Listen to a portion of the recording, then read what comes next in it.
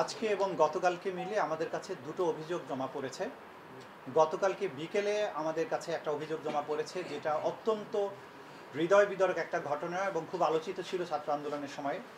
18ই জুলাই তারিখে সাভারে আপনারা সবাই দেখেছেন মিডিয়ার কল্যাণে, সোশ্যাল মিডিয়ার কল্যাণে, যে এপিসির থেকে একটা ছেলেকে গুলি করে তাকে অর্ধমৃত অবস্থায় এপিসি থেকে নির্মমভাবে ফেলে দেওয়া হয় গ্রাউন্ডে। তার নাম ছিল আসহাবুল ইয়ামিন।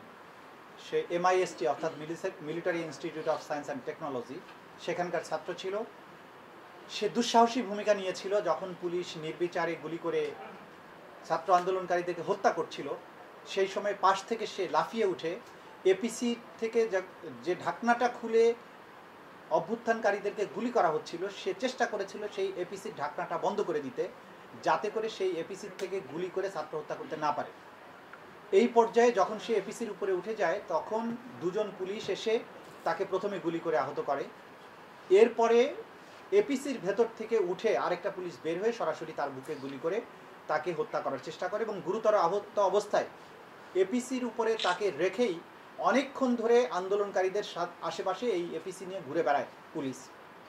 এরপরে এক পর্যায়ে আপনারা দেখবেন ভিডিওতে, যে প্রমাণগুলো আমাদের কাছে ভিডিও রেকর্ডিং সহ সব প্রমাণ আছে, এখানে তারা দাখিল করেছেন, যে এরপরে তাকে এপিসির থেকে অজ্ঞান অবস্থায় কোনো রকম মানবিকতা প্রদর্শন না করে একটা জড়বস্তুর মতো তাকে এক হাত দিয়ে টেনে তুলে এপিসির থেকে রাস্তার উপরে ছেড়ে দেওয়া হয় এবং পড়ে গিয়ে আপনারা দেখেছেন সে মাথায় আঘাত পায় এবং ওই অবস্থাতেও তার নিঃশ্বাস চলছিল, যেটা ভিডিওর থেকে দেখা গেছে যে সেখানে বহু কষ্টে সে নিঃশ্বাস নিচ্ছে।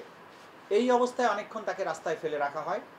একটু পরে আবার দুজন পুলিশ এসে তাকে টেনে হেঁচড়ে, একটা জড়বস্তুর মতো টেনে হেঁচড়ে তাকে ডিভাইডারের পাশে এসে ফেলে রাখে। আরও কিছুক্ষণ পরে এসে তাকে দুজন পুলিশ আবার চ্যাংদালা করে ডিভাইডারের এই পাশ থেকে ওই পাশে তাকে নিক্ষেপ করে। তখনও সে বেঁচে ছিল, তখনও সে নিঃশ্বাস নিচ্ছিল। এক পর্যায়ে আন্দোলনকারীদের সাথে ধাওয়া পাল্টা ধাওয়া চলার পরে পুলিশ তখন বলে যে তাকে আবারও পায়ে গুলি করো।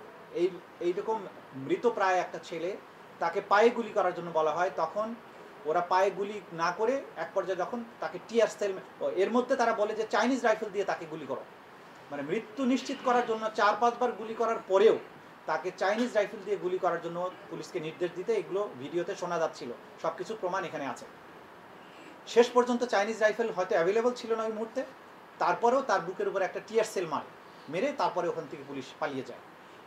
আহত অবস্থায় তাকে দ্রুত ওইখানে পাশাপাশি যে সুপার মেডিকেল কলেজ হসপিটাল নামে সাভারে একটা হসপিটাল আছে, সেখানে তাকে নেওয়া হয়। হসপিটালের গেটে গিয়ে সে পানি চায়, পানি খায়, তখনও সে বেঁচে ছিল। হসপিটালের অথরিটি তাকে চিকিৎসা দেয়নি, তার জন্য গেটটা পর্যন্ত ওপেন করেনি। 1 ঘন্টা ধরে সেখানে ফেলে রেখেছিল কোনো রকম চিকিৎসা ছাড়া। অ্যাম্বুলেন্স সাহায্য চাওয়া হয়েছে সেগুলো নিয়ে, যাতে তাকে বিভিন্ন হসপিটালে নেওয়া যায়, সেটারও সাহায্য করেনি এই সুপার হসপিটাল অথরিটি। এইরকম একজন গুলিবিদ্ধ, একটা নির্মমভাবে গুলিবিদ্ধ একটা ছেলেকে বাঁচানোর জন্য ন্যূনতম চিকিৎসা সেবা দিতে অস্বীকৃতি জানিয়ে তারাও এই হত্যাকাণ্ডের সাথে আলটিমেটলি তাদের সম্পৃক্ততা এখানে প্রমাণ করেছে। এরপরে অন্য একটা হসপিটালে নেওয়া হয়, ততক্ষণে সে মৃত্যুবরণ করে, শাহাদাত বরণ করে। তার শাহাদাতের পরে, মৃত্যুর পরে তার লাশটা তাদের পারিবারিক কবরস্থানে দাফন করার চেষ্টা করা হলে স্থানীয় আওয়ামী লীগের নেতারা সেই লাশটা সেখানে দাফন করতে দেয়নি। অবশেষে সাভারের ব্যাংক কলোনির যে কবরস্থান আছে সেইখানে তাকে নিয়ে দাফন করতে বাধ্য হয় তার পরিবার। আসহাবুল ইয়ামিনের এই ঘটনা ভিডিওর মাধ্যমে সারা বাংলাদেশে ছড়িয়ে পড়ার পরে মানুষ বেদনার্ত হয়েছেন। গোটা বাংলাদেশে আন্দোলন আরও দাবানলের মতো ছড়িয়েছে।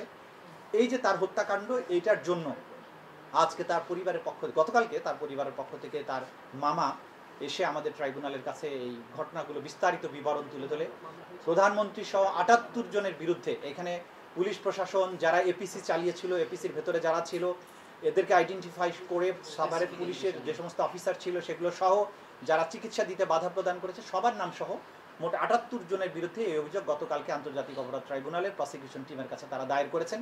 গতকালকে যেহেতু আমরা আপনাদের সাথে কথা বলার পরে এটা দায়ের হয়েছে, এটা আপনাদেরকে জানাতে পারিনি, আজকে এটা আপনাদেরকে জানিয়ে দিলাম। আজকে দ্বিতীয় আরেকটি অভিযোগ পড়েছে, যে এনফোর্সড ডিসঅ্যাপিয়ারেন্স বা গুমের ঘটনার জন্য আরেকটি অভিযোগ আমাদের কাছে জমা পড়েছে।